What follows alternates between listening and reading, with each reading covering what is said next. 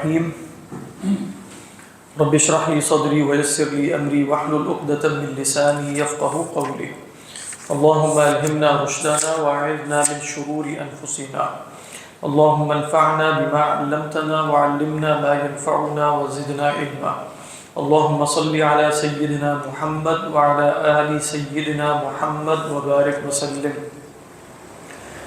حضرات، یہ الجام العوام میں امام غزالی علیہ الرحمہ نے بیان یہ کیا تھا کہ مذہب سلف کی حقیقت کیا عوام الناس کے لیے.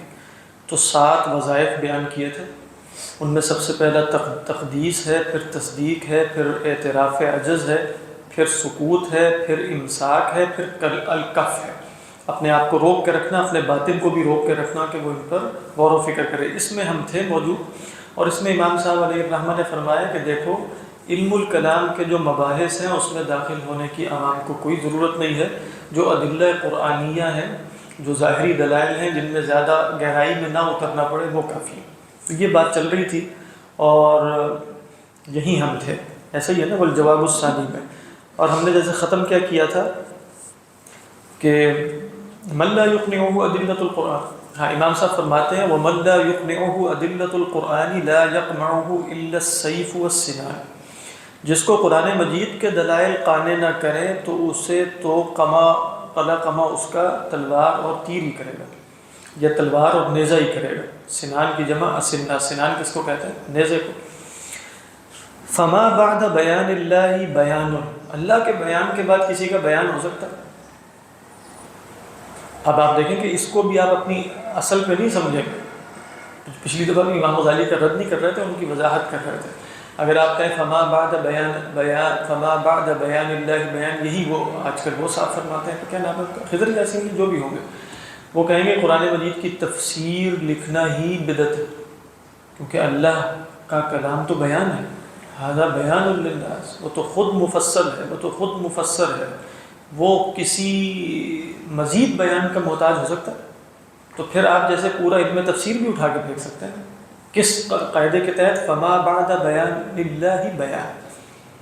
فما بعد بیان. تو یہ پھر بتانا کیا چاہ رہے ہیں کہ یہ خاص تناظر میں یہ گفتگو کر رہا ہوں، اسی تناظر میں سمجھا جائے گا. وغیرہ امام صاحب نے اللہ نور السماوات والارض کی تشریح پہ پورا 100 صفحے کا رسالہ لکھ دیا. آپ کہیں گے یہ کیا کام آپ نے کیا؟ فما بعد بیان اللہ بیان. تو عوام سے وہ کہہ رہے ہیں. تو فرمایا کہ علی اننا ننصف. اچھا، کہہ رہے ہیں ابھی تک جیسے ہم نے ذرا زیادہ شدت اختیار کر لی تھی، اب ذرا انصاف سے کام لیتے ہیں. ولا ننکر ان حاجت المعالجہ تزید بزیادت المرض. اور ہم بتاتے یہ ہیں اور ہم انکار نہیں کرتے کہ بھئی علاج کی حاجت بڑھ جاتی ہے اگر مرض بڑھ جائے. وان لطول الزمان وبعد العهد عن اصل النبوة تأثیرا فی اثارة الاشکالات. بڑی اہم بات ہے. وان للعلاج طریقین. کہتے ہیں زمانہ گزرنے کی وجہ سے اور اللہ کے نبی صلی اللہ علیہ وسلم کے زمانے سے دور ہونے کی وجہ سے، ان دونوں چیزوں میں تاثیر ہے اشکالات کے ابھارنے میں. اشکالات پیدا ہوتے ہیں یقیناً. اگر امام صاحب 400-500 سال دور تھے اللہ کے رسول صلی اللہ علیہ وسلم کے زمانے سے، تو اب ہم 1500 سال دور ہیں. بات واضح. وَأَنَّ لِلْعِلَاجِ طَرِيقَيْن. اس علاج کے 2 طریقے. الْخَوْضُ فِي الْبَيَانِ وَالْبُرْهَانِ. یہاں میرے ہے اِلَىٰ أَن يَصْلُحَ. آپ لوگوں کے یہاں کیا جملہ ہے؟ کوئی ذرا مجھے بتائیں. مجھے لگ رہا ہے کہ اِلَىٰ أَن يَصْلُحَ ہے. میرے ہاں جملہ ہے، میں پہلے آپ کو بتاتا ہوں. الخوض فی البیان والبرہان الی ان یصلح واحد یفسد به اثنان. اب مجھے شروع سے بتائیں. الخوض فی البیان والبرہان وان ما یصلح به واحد یفسد به اثنان. مطلب ٹھیک ہے، یہ زیادہ بہتر ہے نا. کہہ رہے ہیں الخوض فی البیان والبرہان ان ما یصلح به واحد به یفسد به اثنان. کہہ رہے ہیں کہ پہلا طریقہ تو یہ ہے کہ آپ واقعتاً تفصیل پیدا کریں بیان اور برہان میں، دلائل عقلیہ کے براہین بیان کریں، لیکن اس قید کے ساتھ یہ بات سمجھتے ہوئے کہ جس سے ایک صالح ہوگا نا آپ کے دلائل کے نتیجے میں، 2 فساد کا شکار ہو جائے گا. کیوں؟ اس لیے کہ علم الکلام کن لوگوں کے لیے؟ فرماتے ہیں فَإِنَّ صَلَاحَهُ بِالْإِضَافَةِ إِلَى الْأَقْيَاسِ. اب یہاں انہوں نے بات مان لیا نا کہ وہ علم الکلام بے فائدہ بالکل نہیں ہے. کہہ رہے ہیں کہ اس کی جو صلاح ہے نا وہ ذہین لوگوں کے اعتبار سے تو ہے. فإن صلاحه بالإضافة إلى الأكياس. اکیاس کس کی جمع ہے؟ کیس. ٹھیک ہے. الکیس من دان نفسه وعمل لما بعد الموت. وفساده بالإضافة إلى البلہ. اور یہ اس کا فساد ہے بلہ کی نسبت سے. بلہ کون ہے؟ ابلہ کی جمع. بلہا ابلہم ابلہ بلہا بلہ. اکثر اہل الجنت اکثر اہل الجنت البل. حدیث میں آیا ضعیف حدیث میں جنت کی اکثریت جو ہے ان لوگوں پر مبنی ہے البل. ہم بھولا کہتے ہیں نا، ان بھی اسی سے لگتا ہے بھولا بھالا بل. آپ کیا کہتے ہیں؟ البل. ہاں ہم نہیں کہتے ہماری لغت میں نہیں. بہلول تو خیر اصل میں نا عباسی زمانے میں ہارون رشید کے زمانے میں ایک بزرگ تھے، تو وہ اصل میں بڑے اللہ والے تھے. خیال لوگوں کا یہ ہے، لیکن انہوں نے طریقہ یہ اختیار کیا تھا کہ وہ مجنون بن گئے. تو بس وہ اسی طرح چلتے پھرتے تھے آگے پیچھے، اور کسی وقت کھڑے ہو کر نصیحت کرتے تھے تو بڑی کام کی باتیں ہوتی تھی. ہارون رشید کو بھی روک لیتے تھے، کبھی کسی اور کو روک لیا، اور سب ان کا احترام بھی کرتے تھے. وہ بہلول ہے. تو ہمارے یہاں بہلول پتہ نہیں کیسے بنا ہے، لیکن بہلول چونکہ مجنون تھے، عموماً ان کے بارے میں یہ ہے کہ وہ مجنون ہے، تو ہم بھی مجنون کو بہلول کہہ دیتے ہیں شاید اس لیے. لیکن اب جیسے بغلول کوئی اور ہے. یہ اس کے طور پر استعمال ہوتا ہے نا، یہ ایک کہنے کہ جیسے کہتے ہیں مجازی وہ بحالی، اس کے طور پر استعمال. وہی بہلول کو ہے، وہ مجذوب قسم کے. مجنون کہنا بھی نہیں چاہیے، ان کو مجذوب سے آدمی تھے. اچھا جی، تو فرماتے ہیں وما اقل الاکیاس وما اکثر البلہ. ذہین کتنے کم ہیں اور کتنے بلہ زیادہ ہیں. تو والعنایۃ بالاکثرین اولا. تو خیال اکثرین کا کرنا چاہیے نہ کہ اکیاس کا، اقلین کا. تو آپ علم الکلام سب کو پڑھانا شروع کرتے ہیں، یہ تو بالکل ٹھیک نہیں ہے. سب کو کیا پڑھایا جائے گا؟ عقائد پڑھائے جائیں گے، تشبیہ میں مبالغہ کیا جائے گا، اور قرآنی دلائل ان کے سامنے نقل کیے جائیں گے. عقیدہ تو ان کا درست کروانا مقصود ہے، لیکن عقیدے کی تفصیلات اور ادلہ میں کلامی ادلہ کا اختیار کرنا یہ بالکل مقصود نہیں. بات واضح. والطریق الثانی. اچھا دوسرا کیا ہے طریق؟ ایک تو یہ نا کہ آپ الخوض فی البیان والبرہان کریں. دوسرا علاج کا طریقہ کیا ہے؟ اب یہ آپ دیکھیں طریقہ آج اختیار ہو سکتا ہے. امام صاحب جو دوسرا طریقہ بیان کرنے چاہ رہے ہیں یہ اب ممکن نہیں ہے، تو لہذا اب خود بخود جیسے آپ دیکھیں زمانے کے اعتبار سے پہلا طریقہ ہی متعین ہو جاتا ہے. تو دوسرا طریقہ کیا ہے؟ طریق السلف فی الکف والسکوت. سلف کا طریقہ کہ آپ بولیں کچھ نہ، سکوت. اور والعدول الی الدرۃ والصوت والسیف. اور آپ بولنے کی بجائے اپنے ہاتھ میں درہ پکڑیں اور کوڑا پکڑیں اور تلوار پکڑیں اور پھنڈی لگانا شروع کرتے ہیں اور سب کا دماغ درست کرتے ہیں. یہی طریقہ. اب آپ دیکھیں کہ اگر سلف کے کلام کی صحیح معرفت نہ ہو اور سلف کا کلام اس طریقے پر پڑھا جائے تو یہی سمجھے گا نا کہ سلف نے یہ کہا ہے، تو آج بھی یہی طریقہ اختیار کرنا چاہیے. اور سلف کا طریقہ کیا ہے کہ کسی کو جواب دینے کی ضرورت نہیں ہے، پکڑ کے اس کے سر پہ اینٹ مارو اور تھپڑ لگاؤ، اس کا دماغ درست ہو جائے. داعش نے ایسے ہی کیا تھا. داعش کے خیال اسی طرح کی عبادتوں سے کہ بھائی سلف اس طرح کیا کرتے تھے. سلف نے کہا تھا کہ حیث وقفوا، سلف نے کہا تھا کہ ان سے گفتگو نہیں ہوگی، اہل بدعت کو سلام تک نہیں کرنا. وہ سب سے ایسا شریعہ کے احکامات ہیں جو ایک خاص زمانے سے تعلق رکھتے ہیں، وہ سارے کے سارے اپلائی کرتے ہیں. تو یہ ہے، کہتے ہیں وذالک مما یقنع الاکثرین فی زمانہ قد یکون ممکنا اما فی زماننا ھذا فلا یقنع احدا. یہ طریقہ کسی کو قانع نہیں کرے گا. وَإِن كَانَ لَا يُقْنِعُ الْأَقَلِّينَ. اگرچہ کچھ کو یہ طریقہ قانع نہیں کرے گا، وہ جو اقیاس ہیں وہ تو اس طرح نہیں مانیں گے. ٹھیک ہے. وَآيَةُ إِقْنَاعِهِ. کہتے ہیں اس کی دلیل بتاؤں میں تمہیں. أَنَّ مَن يُسْتَرَقُّ مِنَ الْكُفَّارِ مِنَ الْعَبِيدِ وَالْإِمَاءِ تَرَاهُمْ يُسْلِمُونَ تَحْتَ ظِلَالِ السُّيُوفِ. کہہ رہے ہیں کہ دیکھو بھئی جو لوگ قیدی کے طور پہ پکڑے جاتے ہیں نا کفار میں سے، عبید اور اماء، وہ تلواروں کے سائے تلے ایمان لے آتے ہیں. یسلمون تحت ظلال السیوف ثم یستمرون علیہ حتی یصیر طوعا.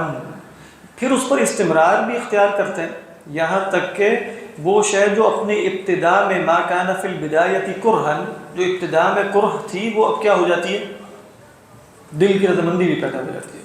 تو کہنے یہ بڑا طریقہ نہیں ہے. یعنی ایمان کیسے لائے تھے؟ تلوار کے سائے تلے. اور اس سے پتہ چل سکتا ہے نا کہ اسلام تلوار سے کے زور پہ بھی پھیلا ہے. یعنی امام صاحب یہ فرمایا. تو تو اس کا بھی انکار کرنا کوئی ہمیں ضروری تو نہیں ہے، پھیلتا بھی ہے. ہم اس کا جواب انڈونیشیا اور ملیشیا سے دیتے ہیں وہاں کون سی تلوار پہنچی ہے. تو یہ جواب اقناعی تو ہو سکتا ہے، برہانی نہیں ہے، اس لیے کہ اگر وہاں تلوار کے زور سے نہیں پھیلا تو اس کا مطلب یہ تو نہیں کہ کہیں بھی نہیں پھیلا. یہ کیسے دلیل بنے گی؟ لیکن بہرحال یہ فی نفسی ایسا نہیں ہے کہ ان کو زبردستی مسلمان کیا جاتا تھا، لیکن چونکہ وہ مغلوب ہو گئے تو ہر مغلوب یہی چاہتا ہے نا کہ غالب جیسا ہو جائے. ہم بھی یہی چاہتے رہے، ہندوستان میں آپ دیکھ لیں تو وہ بھی یہی چاہیں گے. لیکن انڈین آپ یہ نہیں کہہ سکیں گے کہ اپنی مرضی سے ہوئے. اپنی مرضی سے تو ہوتے کہ جب آپ ان پر کوئی آپ استعمار لے کر نہ آتے ہمارے اوپر، یا آپ جو ہے ان پر حملہ نہ کرتے اور فوجی کارروائی نہ کرتے، پھر وہ وہیں بیٹھے بیٹھے مسلمان ہو جاتے. پھر آپ کہہ سکتے تھے کہ تحت ظلال السیوف نہیں. اللہ عالم. کہتے ہیں کہ وَيَسِيرُ اعْتِقَادًا جَزْمًا مَا كَانَ فِي الْإِبْتِدَاءِ مِرَاءً وَشَكًّا. ٹھیک ہے، جو شروع میں شک تھا وہ بعد میں اعتقاد جازم ہو جاتا ہے. وہ بھی کیسے ہوتا ہے یہ بھی بڑی اہم بات ہے. اب یہ آج کل نہیں ہو رہا، یہ بھی نہیں ہو رہا، کیونکہ پہلے مشاہدہ اہل دین ہوتا تھا، اب مشاہدہ شاشات ہوتا ہے. شاشات سے مراد ہے اسکرین. وَذَلِكَ بِمُشَاهَدَةِ أَهْلِ الدِّينِ وَالْمُؤَانَسَةِ بِهِمْ وَسَمَاعِ كَلَامِ اللَّهِ وَرُؤْيَةِ الصَّالِحِينَ وَخَبَرِهِمْ. کہہ رہے ہیں یہ کس طرح یہ تحویل یا قلب ماہیت ہوتی ہے. اہل دین اور ان کے ساتھ بیٹھنا، ان سے اختیار کرنا، اللہ کا کلام سننا، نیک لوگوں کو دیکھنا، ان کی اخبار کو جاننا، یہ سب چیزیں ایمان پیدا کر دیتی تھی. ایمان لائے کیسے تھے؟ غلام ہونے کے بعد. آپ جانتے ہیں کہ کتنے وہ مشہور واقعہ ہے نا کہ بھئی ایک صاحب جو عباسی خلیفہ پوچھ رہے ہیں، اموی عباسی، ایک صاحب ہے کہ فلاں کا بڑا فقیہ کون ہے، فلاں کا بڑا ہر وقت وہ یہی بتایا وہاں بھی مولا، وہاں بھی مولا. ان کو غصہ ہے چلے جا رہا ہے. تو آخر میں کہا کہ میں نے ایک جگہ عربی کا نام لے لیا، اگر مجھے خطرہ نہ ہوتا کہ یہ پھٹ پڑیں گے سامنے والے تو میں وہاں بھی فلاں کو کہتا، طاؤس کو کہتا. تو سب مولا تھے، جتنے لوگ جو بڑے بڑے لوگ ہیں نا سوائے چند کے. امام ابو حنیفہ کون؟ ان کے بعد جو جد تھے وہ مولا تھے، یعنی مولا ہیں اندھیرے. اسی طرح آپ دیکھیں جو لیث بن سعد ہیں اور اوزاعی ہیں اور پتہ نہیں پھر محدثین میں آپ دیکھیں سب وہ ہیں جو ان دی اینڈ کسی نہ کسی طریقے پر مولا تھے اور عربی نہیں تھے. مولا سے مراد پکڑے گئے تھے، غلام تھے ان کے آباء و اجداد، پھر وہ مسلمان ہوئے اور ان کے نیچے ائمہ دین پیدا ہوئے. کہتے ہیں وہ قرائن من هذا، اسی طرح کے اور قرائن من هذا الجنس تناسب طباعهم مناسبة اشد من مناسبة الجدل والدلیل. بات ہے کہہ رہے اس طرح کے جو قرائن ہیں نا یہ ان کی طباع سے، ان کی فطرت سے زیادہ مناسبت رکھتے ہیں، جیسا کہ مناسبت جدل اور دلیل رکھتا ہے اس سے کہیں زیادہ. بات درست ہے، ویسے یہ فی نفسی درست بات ہے. ابھی بھی آج کل بہت سے لوگ اس طریقے پر ہو سکتا ہے کہ وہ نیک لوگوں کی صحبت کی وجہ سے ان کے اندر دینداری پیدا ہو جائے، جدل اور دلیل سے وہ قائل نہ ہو سکیں. ممکن ہے. ابھی بھی جو اکثریت ہوتی ہے جیسے ویسٹ وغیرہ میں جو لوگ مسلمان ہوتے ہیں وہ عموماً اپنے جو تجربات بتاتے ہیں، یہ وجوہات وہ علمی نہیں ہوتے. ہاں بالکل صحیح بات ہے. ایسے ہی کہہ رہے ہیں کہ فَإِذَا كَانَ كُلُّ وَاحِدٍ مِّنَ الْعِلَاجَيْنِ يُنَاسِبُ قَوْمًا دُونَ کی بات کیا؟ اچھا ہمارے یہاں دو نہیں ہے نا خالی، میرے ہاں تو آگے کچھ بھی نہیں. يُنَاسِبُ قَوْمًا دُونَ قَوْمٍ وَجَبَ تَرْجِيحُ الْأَنْفَعِ فِي الْأَكْثَرِ. تو جو زیادہ انفع علاج ہے نا اسی کو ترجیح دینا چاہیے. جو زیادہ انفع کس میں ہے؟ فی الاکثر، اکثریت میں جو زیادہ نافع. فالمعاصرون للطبيب الأول المؤيد بروح القدس المكاشف من الحضرة الإلهية الموحى إليه من الخبير البصير بأسرار عباده وبواطنهم أعرف بالأصوب والأصلح قطعا فسلوك سبيلهم لا محالة أولى. کہہ رہے ہیں جو طبیب اول کے معاصر تھے. طبیب اول کون ہے؟ اللہ کے رسول صلی اللہ علیہ وسلم، جو مؤید ہے روح القدس کی طرف سے، جو مکاشف ہیں، جن کا حضرت الہیہ حضور الہیہ سے ڈائریکٹ کشف ہوتا ہے، جن کو وحی کی گئی ہے اس ہستی کی طرف سے جو خبیر اور بصیر ہے اپنے بندوں کے اسرار سے اور ان کے بواطن سے. جو ان کے معاصر کون تھے؟ صحابہ. وہ زیادہ واقف ہوں گے کہ کیا بہتر اور اصلاح ہے. بات واضح. فسلوک سبیلہم لا محالۃ اولی، تو انہی کے راستے پہ چلنا چاہیے. کون؟ یعنی صحابہ کے طریقے پر، سلف کے طریقے پر. اچھا اس کے بعد دیکھیں آخری وظیفہ، الحمدللہ آخری وظیفہ ہے التسلیم. التسلیم کا کیا مطلب ہے؟ التسلیم کا مطلب یہ ہے کہ وہ یہ جانے کہ جو اسے نہیں معلوم ہے کسی اور کو معلوم ہو سکتا ہے. یہ بڑی اہم بات ہے. یعنی عامی کو اگر وہ علم الکلام سے دور رکھنا چاہ رہے ہیں یا اسرار سے دور رکھنا چاہ رہے ہیں تو ساتھ یہ بھی بتا رہے ہیں کہ تمہارے لیول سے اوپر لیولز ہوتے ہیں. بات واضح. آج کل کیا ہے کہ بھئی بالکل جیسے لیولنگ ڈاؤن ہے نا، یعنی ایک ہی لیول ہے سب کا. اوپر سے جو ہم نیچے آتے ہیں نا، جو کل بھی بات ہو رہی تھی، اس کا مطلب یہ ہے کہ بھئی وہ آپ کو بتا رہے ہیں لیول ایک ہی ہوتا ہے سمجھنے کا، چیزوں کو سمجھنے کا. آپ ایک ہی لیول پر گفتگو کر سکتے ہیں. آپ یہ نہیں بتائیں گے کہ دیکھو تمہارا فہم یہاں تک ہے، اس سے آگے بڑی باتیں ہیں. وہ بھی بتاؤ مجھے وہ کیا، یہ سیدھی سی بات ہے. تو ساتواں وظیفہ کیا ہے؟ التسلیم. یہ بڑی اہم گفتگو ہے. اس میں فرماتے ہیں التسلیم لأہل المعرفہ وبیانہ انہ یجب علی العامی ان یعتقد ان من طوى عنہ من معانی هذه الظواہر واسرارها ليس منطویا عن رسول اللہ صلی اللہ علیہ وسلم وعن الصدیق وعن اکابر الصحابہ وعن الاولیاء والعلماء الراسخین. بات واضح کہ وہ جانے، عامی پر یہ واجب ہے کہ وہ یہ اعتقاد رکھے کہ جو معنی اس سے پھرے ہوئے ہیں، جو وہ نہیں جانتا، ان ظواہر کے اور اسرار کے، وہ اللہ کے رسول سے مستور نہیں ہے. بات واضح. نہ اللہ کے رسول سے، نہ صدیق سے، صدیق اکبر، نہ اکابر صحابہ سے، نہ اولیاء اور علماء راسخین سے. وہ جانتے ہیں ان کے حقیقی معنی بھی.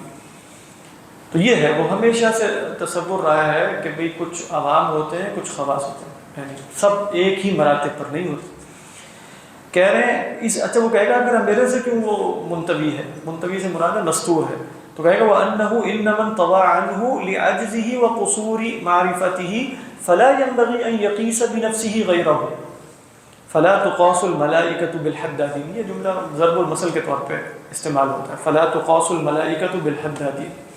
کہہ رہے ہیں کہ بھئی جو اسے نہیں معلوم نا، تو وہ اس کا اپنا معرفت ہے، اپنی معرفت کا قصور ہے اور عجز ہے. تو اپنے آپ پر غیر کو قیاس نہ کرے، کیونکہ فرشتوں کو لوہاروں پر قیاس نہیں کیا جاتا. لوہار کون ہے؟ جو لوہے کا کام کرتا ہے، حداد ہے، حدادہ کے پیشے میں ہے، اور کچھ فرشتے ہیں. تو وہ یہ نہ تم عامی ہوتے ہوئے یہ نہ سمجھو کہ سب تمہارے جیسے ہی ہوتے ہیں. سب تمہارے جیسے نہیں ہوتے. فہم میں درجات ہیں، فہم میں مراتب ہیں، گہرائیاں ہیں. تو لہذا فلا تقاس الملائکۃ بالحدادین. آگے بھی دیکھیں کیا کہتے ہیں وَلَيْسَ مَا يَخْلُو عَنْهُ مَخَاضِعُ الْعَجَائِزِ يَلْزَمُ مِنْهُ أَنْ يَخْلُوَ عَنْهُ خَزَائِنُ الْمُلُوكِ. کہہ رہے ہیں کوئی اس سے لازم تھوڑی آتا ہے کہ اگر کسی بڑیا کا جو مخدہ ہے، مخدہ اور مخدہ کہتے ہیں اس کے سونے کی جگہ کو، اس کی جمع مخاد ہے، کہ کسی بڑیا کا مقدہ اگر کسی شے سے خالی ہے تو اس کا مطلب یہ تو نہیں نا کہ بادشاہوں کے خزانے بھی اس سے خالی ہوں گے. یعنی اگر کسی کی کٹیا میں وہ شے نہیں پائی جاتی تو اس کا مطلب بادشاہ کے پاس بھی نہیں پائی جاتی. لازم تو نہیں آتا نا یہی. اگر مجھے نہیں معلوم تو میں تو عامی ہوں. تو لا تقاس الملائکۃ بالحداد. لیکن یہ تصور نا آج کل کوئی نہیں مانتا. میں صحیح بتا رہا ہوں. یعنی وہ کیا ہے کہ ہر شخص یہ سمجھتا ہے کہ وہ ہر شے سمجھ سکتا ہے، اور علم میں کوئی مراتب نہیں ہوتے، کوئی درجات نہیں، سب ایک ہی لیول پر. اور پھر آپ دیکھیں گے جیسے غامدی صاحب وہ آ رہے ہیں تو وہ بھی اسی تصور کو جیسے عام کرتے ہیں کہ یہ درجات بنا دیے، توحید کے درجات ہیں، 4 درجات، 5 درجات، اور فلاں اور فلاں، اور کچھ اسرار ہیں اور کچھ عوام ہیں، کچھ خواص ہیں. خواص کے لیے کچھ ایسی باتیں بھی ہو سکتی ہیں جو عوام کو پتہ نہ ہو. یہ سب کہتے ہیں فضول بات. یہ سب فضول بات. گوگل کا بھی کمال ہے، اور اس میں گوگل کے آنے سے پہلے غیر مقلدیت کا بھی، اہل حدیثیت سلفیت کا سب سے بڑا رول ہے اس میں، اور جدید مغربی تہذیب کا بھی ظاہری بات ہے. لیکن غیر مقلدیت اسی پر کھڑی ہے. لیبلنگ ڈاؤن نہیں ہے کیا؟ جب آپ تقلید کا انکار کر دیتے ہیں تو اس کا مطلب یہی ہوتا ہے کہ نصوص سب کے سامنے موجود ہیں اور اجتہاد کا سب کو حق حاصل ہے. اور امام ابو حنیفہ بھی رجل تھے، میں بھی رجل. ٹھیک، ہم رجال ونحن رجال. تو یہ تو مطلب آپ کہتے ہیں کہ تقلید کی ذہنیت سے نکلنے کے بعد سطحیت پیدا ہوتی ہے. یعنی تقلید کی ذہنیت مراتب کے فرق پر کھڑی ہوئی ہے. یعنی تقلید کی ذہنیت کا مطلب کیا ہے کہ ایک شخص اس لیول پر ہے، اس کے بعد ایک مفتی ہے، اس کے بعد ایک مجتہد فی المسئلہ ہے، پھر ایک مجتہد فی المذہب ہے، ایک مجتہد مطلق. کتنے مراتب ہیں، اور بھی مراتب ہیں بیچ میں. اصحاب ترجیح ہیں، اصحاب تخریج ہیں. میں فقہ کے صرف بتا رہا ہوں. تو تقلید کی ذہنیت علوم میں مراتب کو قبول کرتی ہے کہ نہیں؟ اور تقلید کی ذہنیت میں تواضع پایا جاتا ہے کہ نہیں؟ تقلید کی ذہنیت میں یہ بات پائی جاتی ہے کہ نہیں کہ بھئی ہر بات ہر کسی کے لیے نہیں ہوتی. وَإِذَا جَاءَهُمْ أَمْرٌ مِّنَ الْأَمْنِ أَوِ الْخَوْفِ أَذَاعُوا بِهِ وَلَوْ رَدُّوهُ إِلَى الرَّسُولِ وَإِلَى أُولِي الْأَمْرِ مِنْهُمْ لَعَلِمَهُ الَّذِينَ مَنْ يَسْتَنبِطُونَهُ مِنْهُمْ. اب اس میں فرق کیا ہے؟ ہر بات ہر ایک تک پہنچنے کی نہیں، یہ کچھ اہل استنباط ہوتے ہیں. تقلید کی عدم تقلید کی ذہنیت کھڑی ہے بظاہر یہ کہ ہم نے، آپ کہیں بھی پڑھیں گے نا آج کل کی جدید تحریریں کہ یہ جکٹ بندیاں توڑنی اور زنجیریں توڑنی ہے اور یہ لیکن ان دی اینڈ کیا ہوتا ہے پھر؟ وہ ٹوٹ کے جو مقلد ہے، جو مقلد تھا وہ اب یہ زنجیریں توڑ رہا ہے، تو مراتب نیچے گر جائیں گے نا سارے کے سارے. یہ اس لیول پر پہنچے گا یا سب اس لیول پر آ جائیں گے؟ سب اس لیول. اور خیال یہ ہوگا کہ فکری آزادی ہوگی. تو اصلاً تو تقلید کی ذہنیت اصلاً علم کی وسعت کے تصور پر کھڑی ہوئی ہے، اور بتایا یہ جاتا ہے کہ نہیں، تقلیدی ذہنیت جو ہے وہ علم کے توسع کو روکتی ہے، کیونکہ جو چاہے جو مرضی بات کریں وہ تقلید میں نہیں ہو سکتا، اس کے لیے عدم تقلید ضروری ہے. میں یہ نہیں کہہ رہا کہ اہل حدیث حضرات یہی تصور رکھتے ہیں، نہیں، اہل حدیث حضرات میں تو علماء ایسے پائے جاتے ہیں جو باقاعدہ چیزوں کو درست کرنے کی کوشش کرتے ہیں. میں تو کہہ رہا ہوں یہ جب ہم عدم تقلید کہتے ہیں تو عدم تقلید سب میں مشترک ہے، وہ اہل حدیثوں میں نہیں ہے، وہ تو اہل حدیثوں سے باہر نکل چکی. یعنی آپ کہیں راملی صاحب کو اہل حدیث مانیں گے؟ نہیں مانیں گے، لیکن وہ عدم تقلید پہ کھڑے ہیں نا. جتنی بھی تحریکیں پچھلے زمانے میں پیدا ہوئی ہندوستان میں، سیاسی یہ انقلابی تحریکیں، جماعت اسلامی ہو، مولانا مودودی علیہ الرحمہ، عدم تقلید پر کھڑے ہیں. اسی طرح جو ان سے نیچے جماعتیں نکلی ہیں، چاہے وہ کہیں کہ ہم اس طرح، لیکن انڈین ان کا مزاج کیا ہے؟ سب کا عدم تقلید کا مزاج ہے کہ نہیں؟ اس لحاظ سے یہ سب جدید ہیں. یعنی اگر ان پر غور کیا جائے گا تو یہ سب جدید زمانے کے پیداوار، دبستان شبلی ہو یا دبستان پتہ نہیں کیا ہو، یہ سب جدید لوگ ہیں انڈیا. تو کہنے کا مقصد یہ ہے کہ یہ جو تصور تھا نا، یہ آپ کو ہر کتاب میں ملے گا جو امام صاحب علیہ الرحمہ ادھر بیان کر رہے ہیں، کہ ہمیشہ سے فرق مراتب ہے. یہ فرق مراتب پیش نظر رہے گا، ہائرارکی ہے، اور علوم ایک لیول پر نہیں ہوتے، علوم میں درجہ بندی ہوتی، لوگوں میں بھی درجہ بندی ان علوم کے اعتبار سے ہو جائے گی. خیر، آگے بڑی زبردست مثالیں ہیں. فقط خلق الناس اشتاتا متفاوتین، لوگ بھی ایک جیسے نہیں ہیں. کمعادن الذهب والفضہ، کوئی سونا ہے تو کوئی چاندی. چاندی جتنا مرضی اپنے آپ کو سیکل کرے سونا ہو جائے گا، اور سونا جو ہے وہ اپنا کباڑا بھی کر لے تو چاندی نہیں بنے گا. کمعادن الذهب والفضہ وسائر الجواہر فانظر الى تفاوتهما، تفاوت ماذا؟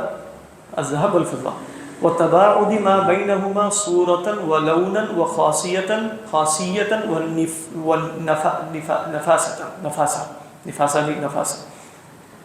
سمجھ میں آ رہا ہے ترجمہ اس کا؟ دونوں میں فرق دیکھو کہ کس طرح رنگ میں، صورت میں، خواص میں، نفاست میں کتنا فرق ہوتا ہے سونا اور چاندی میں. فَكَذَلِكَ الْقُلُوبُ مَعَادِنُ لِسَائِرِ جَوَاهِرِ الْمَعَارِفِ، اسی طریقے پر دل بھی معادن ہے معارف کے جواہر کے.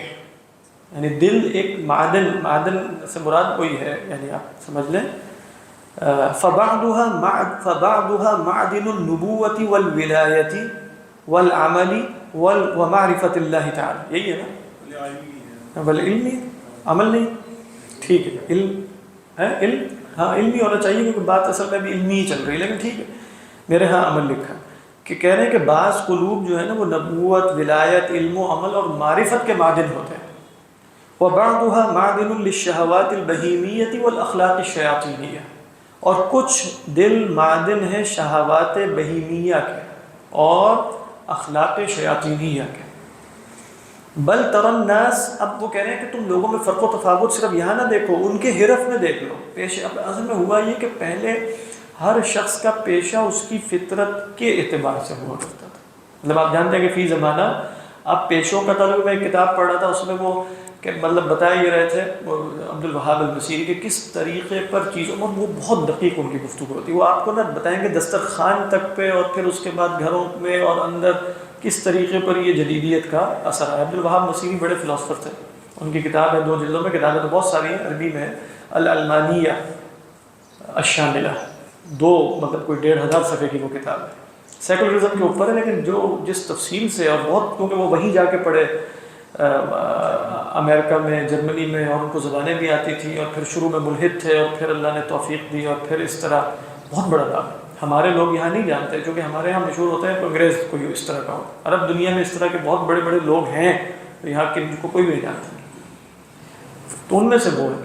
تو کیا بتانے لگا، پھر لباس کی حد تک کس طریقے پر، اور گھروں کے ساتھ معاملے کیسے بدل گئے انسان کے، کہ بھئی ایک سیکولر تصور گھر کا کیا ہے اور ایک روایتی تصور گھر کا کیا تھا. یہاں کیا بھی بات ہو رہی تھی؟ ہاں، پیشوں کی بات. پیشوں میں وہ کیا فرماتے ہیں، اور یہ بات جیسے استاد محترم سے بھی سنتے ہیں، رشید ارشد صاحب سے، کہ بھئی مطلب اور پھر وہ جو ہے نا کہ کیا کہتے ہیں اس کو، جو وہ مشہور ایرک فرام کا بھی تصور ہے اور باقیوں کا بھی، ایلینیشن کا جو تصور ہے. مطلب آپ پیشہ اختیار کرتے تھے اس لیے کہ آپ اپنی ذات میں پروان چڑھ رہے، آپ پر اسٹیٹ اثر انداز نہیں ہو رہی ہوتی تھی، آپ پر یہ جو میڈیا کی انڈسٹری ہے اور جو اعلانات ہیں اور یہ سب کچھ، یہ کوئی بھی اثر انداز نہیں ہوتے تھے. اب آپ کے اندر کا جو پیشہ تھا وہ آپ کا پیشہ ہوتا تھا، اندر سے نکلتا تھا کہ بھئی میں یہ کام کرتا ہوں، میں یہ ٹوکریاں بناتا ہوں، اور میں پھل اور میں کھیتی باڑی، یہ سب اندر سے نکلتے تھے. اب تو اس طرح کچھ بھی نہیں ہوتا، اب تو سب باہر سے جیسے املا کروایا جاتا ہے کہ آپ نے یہ بننا ہے، آپ نے یہ بننا ہے، اور اس کا تعلق انڈین کس سے، وہ پیٹ سے اور جو بھی ہے. تو لہٰذا اب جو بتانے لگے نا کہ حرف میں دیکھ لو کتنا تفاوت ہے، وہ شاید فی زمانہ بھی اپلائی نہ ہو سکے، کیونکہ حرف میں تفاوت اب اس لیے نہیں رہا کہ لوگ الگ الگ ہیں، ان کی فطرتیں الگ الگ ہیں، بلکہ حرف میں تفاوت اب اس وجہ سے ہے کہ بھئی آپ دیکھیں 90s کے زمانے میں آپ کو بتائیں گے سارے لوگ اس پہ لگ گئے، 2000 کے بعد سے سارے لوگ اس پہ لگ گئے. اب میرا خیال ہے پچھلے 300 سال سے وہ ڈیٹا سائنسز اور فلاں چیزوں پہ سارے لگ جائیں گے، کیونکہ اب وہ فلاں کا زمانہ آ گیا. اب تو دیکھا جاتا ہے زمانہ کس کا ہے، ٹرینڈ کس کا ہے اور پیسہ کس میں ہے، اور مستقبل میں اسکوپ کیا نظر آ رہا ہے. تو خیر وہ تو بدل ہی گیا. اس لیے ایلینیشن ہے نا، مجھے اپنے کام سے ہمیشہ بیچ میں ایک بودھ محسوس ہوگا، بیچ میں ایک گیپ ہے، وہ میرا نہیں ہے، وہ میری فطرت کا اظہار نہیں ہے، وہ میری فطرت کا تقاضا نہیں ہے حقیقتاً. لیکن یہاں جو وہ استدلال قائم کر رہے ہیں وہ کیا ہے امام صاحب علیہ الرحمہ، کہ لوگوں کی فطرتوں میں اگر تفاوت دیکھنا ہے تو ان کے حرف میں بھی تفاوت دیکھنا، اور یہ بالکل ایسے فطری بیان ہے. تو کیا فرماتے ہیں، حرف کہتے ہیں حرفتن کی جمع کو، حرفتن کہتے ہیں وہ شے جس کے ذریعے آپ کسب قوت کریں، مطلب کوئی کام کرتے ہیں جس کے ذریعے آپ کھا جاتے ہیں. صنعت و حرفت جیسے بولا جاتا ہے، پیشہ جس کو ہم اردو میں کہتے ہیں پیشہ. بہت زیادہ فرق ہے، اس وقت میں عبارت پڑھ کے بتاؤں گا، بہت دقیق ہے ان کی. مطلب مثال کے طور پہ آپ کہیں کہ بھئی مطلب صرف یہ کہ پہلے لوگ جو ہیں وہ جمع ہو کر کھانا کھایا کرتے تھے، یعنی پورا گھر جمع ہوگا اور وہ سب اکٹھے بیٹھ کر کھانا کھائیں گے.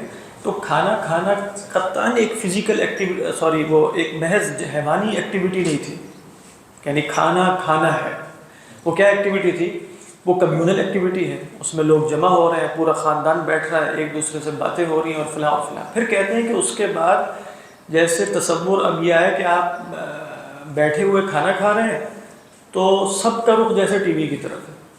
اب کھانا کھانا محض ایک حیوانی ایکٹیویٹی ہوا کہ کوئی فیول اندر ڈالنا ہے. پہلے وہ ایک انسانی ایکٹیویٹی تھی جس کے نتیجے میں جیسے تعلقات بھی مستحکم ہو رہے ہیں، جس کے نتیجے میں کھانے کی میز پہ باپ بیٹے سے پوچھ رہا ہے، میز بھی نہیں ہوتی تھی، کھانے کے دسترخوان پہ باپ بیٹے سے اس کے ہموم و غموم کے بارے میں پوچھ رہا ہے، وہ اس سے ذکر کر رہا ہے، وہ آج ایسے ہوا. تو آپ دیکھیں کس طریقے پر وہ جو پریشانیاں تھیں اور جو غم تھے وہ بھی شیئر ہوتے تھے، اور ایک تراحم کا معاشرہ وجود میں آئے گا. صرف ایک مثال کے ذریعے کہ پورا معاشرہ کس بنیاد پر کھڑا ہے، کہ شیئرنگ کی بنیاد پر. اب اللہ کے رسول صلی اللہ علیہ وسلم سے پوچھا گیا کہ سب سے اچھا کھانا کون ہے، ایک روایت میں، صحت مجھے اس کی ایگزیکٹ نہیں معلوم، آپ نے فرمایا ما کثر فیہ الایادی، جس میں ہاتھ زیادہ پڑ رہے ہیں وہ سب سے اچھا کھانا ہے. اس کا مطلب کیا، اکیلے بیٹھ کے نہیں کھا رہے ہیں، ہاتھ جو ہیں وہ سب کے ساتھ بیٹھ کے کھا رہے ہیں، اس میں ہاتھ جو ہے وہ کثرت سے پڑ رہے ہیں، اور وہ جیسے برتن بھی ایک ہی ہے. چلے برتن اب ہم تو اس تصور سے بالکل ہی دور ہو گئے، برتن ایک نہ بھی ہو تو کم از کم ہم آمنے سامنے تو بیٹھے ہیں نا. تو فرماتے ہیں کہ صرف اب پھر کہتے ہیں ٹی وی سامنے لگا ہوگا بالفرض. وہ 90s میں کتاب لکھ رہے ہیں، ابھی نہیں پتہ تھا کیا کیا ہو سکتا ہے، کہ موبائل بھی ہو سکتا ہے. وہ ٹی وی سامنے لگا ہوگا تو پھر وہ کہتے ہیں یہ ہیم برگر جو آ رہا ہے اس وقت آ رہا ہوگا شاید، یعنی یہ پورا کیا ہیم برگر ہوتا ہے، کیا ہوتا ہے، ہاں کہہ رہے ہیں یہ اصل میں اس کا پورا، کہہ رہے ہیں نہ اس کا کوئی ذائقہ نہ اس کے اندر کوئی غذائی اعتبار سے فوائد، کوئی بھی چیز نہیں ہے سوائے یہ کہ ایک فیول ڈالنا ہے پیٹ میں بس، اور ایک لذت سی ہے، کچھ بھی نہیں ہے اس کے پیچھے.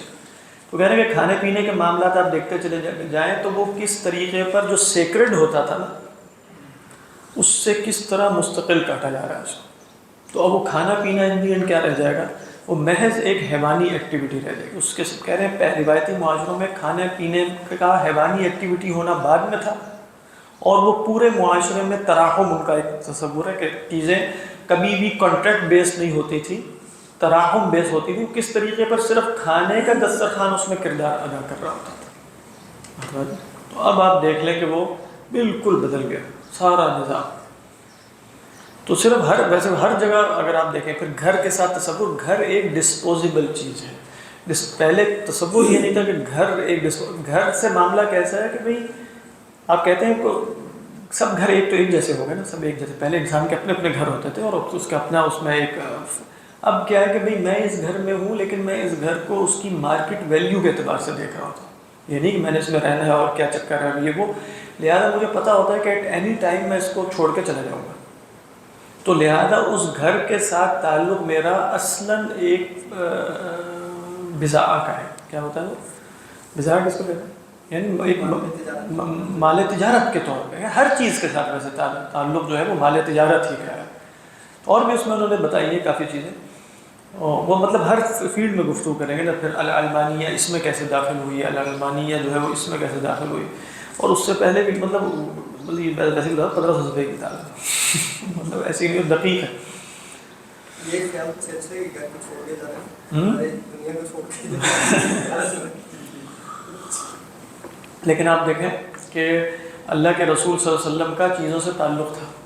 تعلق ہونے کے جس کو علماء کہتے ہیں آپ چیزوں کے نام رکھتے تھے. اب آپ اللہ کے رسول کی تلواروں کے الگ نام ہیں، آپ کے اونٹ کا الگ نام ہے، آپ کے جو حمار جس پہ آپ سواری فرما لیا کرتے تھے اس کا ایک الگ نام ہے، یعفور جو آتا ہے. بکریوں کے نام ہوتے تھے.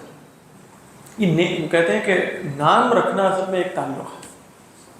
بات ہے نام جب آپ چیز کا رکھ لیتے ہیں وہ تعلق. اب آپ دیکھیں آج اب ہمارا سواری سے کیا تعلق ہے؟ پتہ ہے کہ بھائی یہ اس طرح ہے، وہ سواری تو بدل ہی دینی ہے. اور سواری بالکل ایک مشین ہے، اس سے تعلق رکھا بھی نہیں جا سکتا. گھوڑے اور گدھے سے تو تعلق ہو سکتا ہے کیونکہ بہرحال وہ میرے ساتھ حیوانیت میں اور اللہ کا بندہ ہونے میں شریک تو ہے نا. وہ تو مشین تو کچھ بھی نہیں ہے بیچاری. اللہ کا بندہ تو وہ بھی ہے لیکن وہ ہے کچھ نہیں اس کے اندر. پھر موبائل اور پھر بدلنا اور مستقل چیزوں میں تبدیلی ابھی 1990 میں کہاں ہی ہوگی جتنی اب آ گئی. یعنی آپ دیکھیں زمانہ آپ کا تبدیلی، تو وہ تبدیلی خود زمانے میں دیکھ لیں نا. 1990 کا زمانہ کیا تھا اور وہ لوگوں کو لگ رہا تھا کہ پتہ نہیں کیا اینڈ آف ہسٹری آ گیا، کہ زمانہ بس ختم ہو گیا، کمپیوٹر آ گیا اور انٹرنیٹ ہے اور یہ ہے اور وہ ہے. اس کے بعد آپ دیکھیں کہ پھر ایک میڈیا میں ایکسپلوژن ہوا ہے 2000 کے آس پاس جو ہے وہ چینلز اور یہ اور وہ اور فلانا ڈھمکانا. پہلے P T V, S T N اور کیا ہوتا تھا اس طرح کی چیزیں، پی ٹی وی ورلڈ ہوتا تھا شاید. اس کے بعد آپ دیکھیں کہ 2008 7 8 9 کے زمانے میں اسمارٹ فونز آپ دنیا میں تشریف لائے. اور پھر جو تبدیلی ہمارے ہوش میں ہوتے ہوئے 10-15 سالوں میں ہو گئی وہ ہم نے خود دیکھی. یعنی کجا یہ کہ وہ مورخ صاحب دیکھیں، کیونکہ پہلے مورخ کیوں ضروری ہوتا تھا؟ کیونکہ تبدیلی آتی تھی جیسے نا ڈیکیڈز میں، اور کئی دفعہ جیسے پوری ایک صدی لگ جاتی تھی. اچھا یہ پورا ایک شفٹ ہو رہا ہے، پیراڈائم شفٹ ہوا ہے. وہ اچھا پھر مورخ آ کے بتائے گا، وہ ہسٹورین آف فلاسفی بھی ہو سکتا ہے جو بھی، کہ بھئی یہاں سے یہ شفٹ شروع ہوا تھا. اور پھر یہ فلاسفر جو ہے 1930 میں اور 1830 میں، تو اس سے یہ ذرا شفٹ آنا شروع ہوا اور ہوتے ہوتے 1920 کے زمانے میں آ گیا. اب آپ دیکھیں کہ وہ 10 سال کی 5 سال کی گیم ہے کہ جو تبدیلی جس طریقے پر آ رہی ہے. اس کے لیے ہسٹری ہم خود اس تبدیلی میں ہیں، اس لیے ہمیں اتنا فیل نہیں ہوتا. اس کے بعد اب آپ دیکھیں کہ اب جب اے آئی وغیرہ پہلے ہی تھا لیکن اب جب پبلک ہو گیا سارا کچھ، تو اب کیا ہوگا. اور وہ تبدیلی تو اب لگ رہا ہے مہینوں اور دنوں کے اعتبار سے آنا شروع ہو گئی. خود ہی کتنا فاسٹ. تو یہاں وہ بتانا چاہ رہے ہیں کہ انسانوں میں تفاوت آپ دیکھنا چاہیں تو ان کے حرف اور صناعت میں دیکھ لیں. ٹھیک ہے. بل تر الناس يتفاوتون في الحرف والصناعات فقد يقدر الواحد بخفة يده وحذاقة صناعته على أمور لا يطمع الآخر في بلوغ أوائله فضلا عن غايته. کہہ رہے ہیں دیکھو کہ کچھ لوگ ایسے بھی ہیں جو اپنی خفت ید سے، ہاتھ کی کیا کہتے ہیں اردو میں، ہاتھ کی باریکی، لیکن ایک ہے نا ہاتھ کا وہ ایک اردو میں محاورہ بھی ہوتا ہے. خیر اپنے ہاتھ کے کمال سے اور جس صنعت میں انہیں مہارت ہے اس مہارت سے ایسے امور پر انہیں قدرت ہو جاتی ہے کہ دوسرا اس کے اوائل تک بھی پہنچنے کی تما نہیں رکھتا، کو جائیے کہ اس کی غایت تک پہنچے، ہوتا ہے مطلب وہ ہاتھوں سے رو رو کر کے کچھ کر رہا ہے بیٹھ کے، اس کی صنعت ہے، کیونکہ اس کی اپنی وجود کا اظہار ہے اس کے اندر، دوسرا وہ نہیں کر سکتا، کر ہی نہیں سکتا، لا یطمع۔ اب جو عموماً فنون ہوتے ہیں نا، آپ بھی کر سکتے ہیں، میں بھی کر سکتا ہوں، میں نے پڑھا نہیں، میں نہیں کر سکتا، صرف اتنی سی بات ہوتی ہے۔ یہاں وہ چیزیں جس میں پڑھنے یا عدم پڑھنے کا دخل نہیں، وہ بتا رہے ہیں، کہہ رہے ہیں کہ وہ اس کی ایسی مہارت ہے جو اسی کے ساتھ خاص ہے، وہ کر سکتا ہے جو دوسرا نہیں کر سکتا، لا یطمع۔ اچھا دیکھیں آگے آپ کیا، وَلَوْ اشْتَغَلَ بِتَعَلُّمِهِ جَمِيعَ عُمُرِهِ، کہہ رہے ہیں چاہے وہ جو چیز اس میں پوری عمر بھی کھپا دینا اس کو سیکھنے میں، پھر بھی وہ نہیں کر سکتا۔ ابھی بھی ہیں ایسے علوم ہوتے ہیں، لیکن بتا رہا ہوں کہ عموماً جو اب لوگوں میں غالب علوم ہوتے ہیں وہ ہیں کہ جو سب کر سکتے ہیں، اور اس کا تعلق اصلاً ان کے وجود سے نہیں ہوتا بلکہ ان کے وجود سے خارج، یعنی ماحول اور پیسے سے ہوتا ہے۔ کہہ رہے ہیں فَكَذَلِكَ مَعْرِفَةُ اللَّهِ تَعَالَى، اسی طرح اللہ کی معرفت ہے، سب اس کے لیے ان گہرائیوں میں نہیں اتر سکتے جو کچھ لوگ اتر سکتے۔ بل کما ينقسم الناس الى جبان عاجز، اب دیکھیں مثال سمندر سے لے کر آ رہے ہیں، یہ بھی بڑی خوبصورت مثال ہے، کہہ رہے ہیں جیسے کہ لوگ بھی منقسم ہیں کہ کوئی ان میں سے بالکل ڈرپوک اور عاجز ہوتا ہے، لا يطيق النظر الى التطام امواج البحر وان كان على ساحله، کہہ رہے ہیں اگر سمندر کی موجوں میں طغیانی آئی ہے تو اسے دیکھا نہیں جاتا، اگرچہ وہ ساحل پہ کھڑا ہے، اندر ہے طغیانی، اتنا ڈرپوک ہے کہ وہ دیکھ نہیں سکتا، ایسے بھی لوگ ہیں۔ اچھا اس کے بعد اگلا مرحلہ ہوتے ہیں نا، مطلب آپ کچھ لوگ کہیں گے میں جانور کو ذبح ہوتے نہیں دیکھ سکتا، میں یہ نہیں کر رہا ہوں، ٹھیک ہے وہ لوگوں کی اپنی، لیکن سب ایسے نہیں ہوتے، کچھ دیکھ لیتے ہیں، کچھ ذبح کر بھی دیتے ہیں پکڑ کے۔ کہہ رہے ہیں کہ وَإِلَى مَن يُطِيقُ ذَلِكَ، اور کچھ ایسے ہوتے ہیں جو اس کی قدرت تو رکھتے ہیں کہ دیکھ لیں، وَلَكِنْ لَا يُمْكِنُهُ الْخَوْضُ فِي أَطْرَافِهِ وَإِنْ كَانَ قَائِمًا فِي الْمَاءِ عَلَى رِجْلِهِ، لیکن وہ بہرحال سمندر کے کناروں میں بھی داخل نہیں ہو سکتے، چاہے اپنے پاؤں پر ہی کھڑے ہوں، سباحہ نہیں کر رہے پھر بھی نہیں داخل ہو سکتے، میں نہیں داخل ہو سکتا، کہ ان سے کہیں گے بھئی صرف تمہارے ٹخنے تک پانی آئے گا تب بھی داخل نہیں ہوگا۔ اچھا پھر وَإِلَى مَن يُطِيقُ ذَلِكَ، اور کچھ ایسے ہیں جو اس کی تو قدرت رکھیں گے کہ داخل ہو جائیں، لیکن لا يطيق رفع الرجل عن الارض اعتمادا على السباحه، لیکن اپنے پاؤں زمین سے نہیں اٹھا سکتے، سباحہ پر اعتماد کرتے ہیں، وہ کہیں گے ٹھیک ہے میں سمندر میں اتنے حد تک داخل ہو جاتا ہوں لیکن پاؤں ہٹا لوں اور سوئمنگ شروع کر دوں، یہ میرے بس کی بات نہیں، کچھ ایسے ہوں گے۔ اچھا اس کے بعد وَإِلَى مَن يُطِيقُ السِّبَاحَةَ إِلَى حَدٍّ قَرِيبٍ مِّنَ الشَّطِّ لَكِنْ لَا يُطِيقُ خَوْضَ الْبَحْرِ إِلَى لُجَّتِهِ وَالْمَوَاضِعِ الْمُغْرِقَةِ الْمُخْتِرَةِ، کہہ رہے ہیں وہ جو ساحل کے قریب سوئمنگ کر سکتا ہے، کچھ ایسے ہوں گے وہ کہیں گے پاؤں بھی اٹھا لوں گا سوئمنگ کروں گا، لیکن بحر لجی میں نہیں جا سکتا، وہ لجتی وہ گہرے سمندر میں اور ایسی جگہوں پر جو غرق کر دیں اور خطرناک ہوں، وہاں کہے گا میں اسکوبا ڈائیونگ جو ہے وہ نہیں کر سکتا۔ وَإِلَى مَن يُطِيقُ ذَلِكَ، اچھا کہہ رہے ہیں کچھ ایسے بھی ہیں جو یہ کر سکتے ہیں، بیچ سمندر کے بیچ میں بھی چھوڑ دیں تو سوئمنگ شروع کر دیں گے، لیکن لا يُطِيقُ الْغَوْصَ فِي عُمْقِ الْبَحْرِ، لیکن نیچے ڈائیو لگا کر نیچے جا سکیں، غوطہ خوری کر سکیں، وہ نہیں کر سکتے۔ إِلَى مُسْتَقَرِّهِ الَّذِي فِيهِ نَفَائِسُهُ وَجَوَاهِرُهُ، یعنی وہ اتر کے اس کے مستقر تک پہنچیں جہاں نفائس اور جواہر اور اس طرح کی چیزیں موجود ہیں، نیچے سے نکال کے لائیں، کبھی یہ ہمارے بس کی بات نہیں، ہم سطح پہ ہی کھڑے رہیں گے بس۔ تو یہ تشبیہ کس کو دے رہے ہیں، یہ بحر جو ہے نا یہ بحر معرفت اللہ ہے، کچھ دور سے کھڑے ہو کے تلاطم دیکھتا رہے گا، کچھ داخل ہوگا لیکن پاؤں نہیں اٹھا سکتا، کچھ کنارے پہ سوئمنگ کرے گا، کچھ بیچ تک چلا جائے گا، کچھ غوطہ خور ہوں گے جو نیچے تک جائیں گے۔ کہتے ہیں فَهَكَذَا مِثَالُ بَحْرِ الْمَعْرِفَةِ وَتَفَاوُتِ النَّاسِ فِي مِثْلِهِ حَذْوَ الْقُذَّةِ بِالْقُذَّةِ مِنْ غَيْرِ فَرْقٍ، کہہ رہے ہیں اسی طرح معرفت کا سمندر ہے اور لوگوں کا تفاوت اس میں ایسا ہی ہے جیسا کہ قزہ کا قزہ، حذو القزۃ بالقزۃ من غیر فرق، یہ بالکل مانند ایسے ہی لوگوں کا تفاوت جیسے قزہ ایک دوسرے قزہ سے ملتا ہے بغیر، قزہ کہتے ہیں وہ جو تیر ہوتا ہے نا، تیر اس کے اوپر جو پر لگائے جاتے تھے وہ ایک جیسے ہوتا ہے نا، اس کو کہتے ہیں کیا کہتے ہیں، ہاں ریش السہم، ریشو السہم، میرا خیال ہے آپ کے نیچے لکھا ہوا ہے، دیکھیں نیچے کر کے دیکھیں کیا لکھا، ریش السہم، ریش السہم کیا ہے، تیر کے اوپر جو پر ہے بالکل ایک جیسے سائز کے لگائے جائیں گے، کہتے ہیں جس طرح میں نے مثال بیان کی ہے نا بالکل اسی طرح فٹ آتی ہے جیسے القزہ بالقزہ من غیر فرق، بات واضح ہے۔ اس کے بعد پھر مثالیں آ رہی ہیں، کیونکہ جو معرفت کے مسائل ہیں وہ مثالوں سے سمجھا جاتا ہے. اس لیے آپ دیکھیے کہ علم کو ہمیشہ تشریح باہر سے دی گئی ہے ہماری تمام روایتی کتابوں میں، یہاں تک کہ اس سے صیغہ بھی اخذ کر لیے نا کہ فلان متبحر اور فلان تبحر فی علمہ، کہ وہ اس کو علم میں تبحر حاصل ہے. تبحر سے مراد کیا ہے کہ وہ اس سمندر میں جیسے غوطہ خوری کرتا ہے یا کم از کم سمندر کے اندر موجود ہے. والراسخون فی العلم، رسوخ فی العلم کا مطلب بھی نیچے تک اترنا ہے، کیونکہ رسخ یرسخ کا مطلب ہے سطح پہ نہ رہنا بلکہ نیچے چلے جانا، تو رسوخ فی العلم بھی اسی کو کہتے ہیں. فإن قیل فالعارفون محیطون بکمال معرفت اللہ سبحانہ حتی لا ينطوی عنہم شیء. کہہ رہے ہیں کہ کہا جائے کہ بھئی کیا یہ عارفین جو ہیں یہ اللہ کی معرفت کا احاطہ ایسے کر لیتے ہیں کہ ان سے کوئی شے مخفی نہ رہے؟ کہ قلنا ہیہات، کبھی بھی ایسا نہیں ہو سکتا. ہیہات ہیہات ای بعود بعود. فقد بینا بالبرہان القطعی فی کتاب المقصد الاقصی فی معانی. آپ کے یہاں اقصی ہے کہ اسنا ہے؟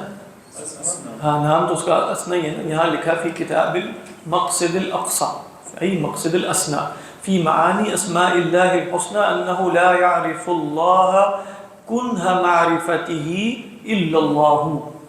بھئی وہ کسی کو یاد ہو تو ہم نے پورا مبحث واضح پڑھا تھا، یعنی المقصد الاسنا فی شرح معانی اسماء اللہ الحسنى، کہ جس میں امام صاحب نے تفصیل سے بتایا تھا کہ خدا کی معرفت خدا کے سوا حقیقت میں کسی کو نہیں ہو سکتی.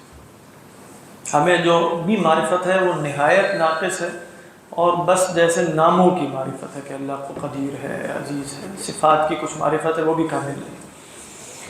اس سے یہ بھی پتہ چلا کہ هذا الکتاب بعد کتاب المعرفہ کیا نام ہے المقصد الاسماء.